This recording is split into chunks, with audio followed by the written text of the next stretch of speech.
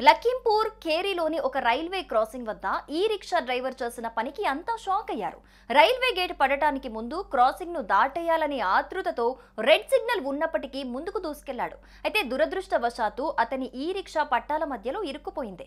గేట్లు మూసుకున్న తర్వాత కూడా రిక్షా చాలాసేపు అక్కడే నిలిచిపోయింది. ఆ సమయంలో అక్కడే ఉన్న ఒక రైల్వే ఉద్యోగి ఈ ఘటనను గమనించాడు.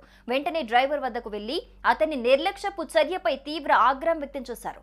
క్రాసింగ్ కనపడలేదా, ఇంతటి ప్రమాదకరమైన పని చేయడానికి ఎంత ధైర్యం అంటూ మందలించారు. అనంతరం భవిష్యత్తులో ఇలాంటి తప్పు పునరావృతం చేయొద్దని హెచ్చరిస్తూ డ్రైవర్ తో రైల్వే ట్రాక్ పైనే గుంజీలు తీయించారు. అందరూ చూస్తుండగానే రైల్వే ట్రాక్ పై ఆటో డ్రైవర్ తో గుంజీలు తీయించాడు రైల్వే ఉద్యోగి.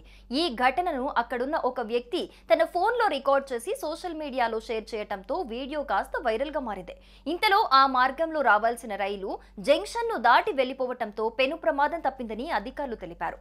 ఈ వీడియో వైరల్ కావటంతో అది కాస్త అధికారులకు తెలిసిందే.